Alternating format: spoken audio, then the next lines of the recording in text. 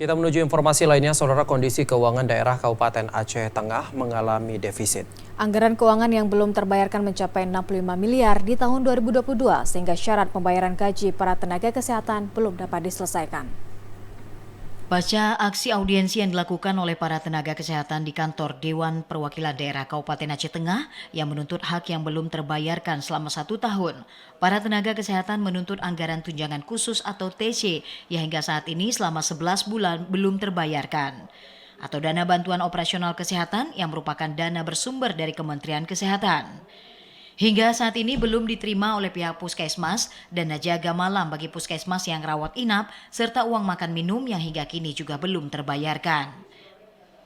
Terkait hal ini, Komisi D DPRK Aceh Tengah Salman mengaku kondisi keuangan daerah mengalami defisit dan syarat pembayaran kegiatan belum terbayarkan.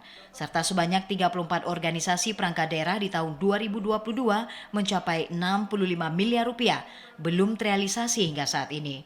Sehingga pihaknya harus menunggu review dari pihak inspektorat untuk menyesuaikan ketersediaan anggaran. Sudah menyepakati bahwa ada beberapa item yang tuntutan daripada nakes tersebut harus terrealisasi dalam jangka waktu paling lambat 1 bulan. Dan itu sudah disetujui di forum, yaitu pembayaran terhadap DPP.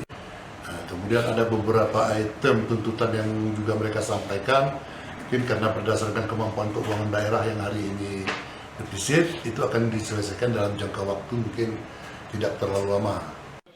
Salman menyebutkan pihaknya akan terus berupaya terkait persoalan yang terjadi ini serta tuntutan aparatur sipil negara, tenaga kesehatan agar segera terselesaikan.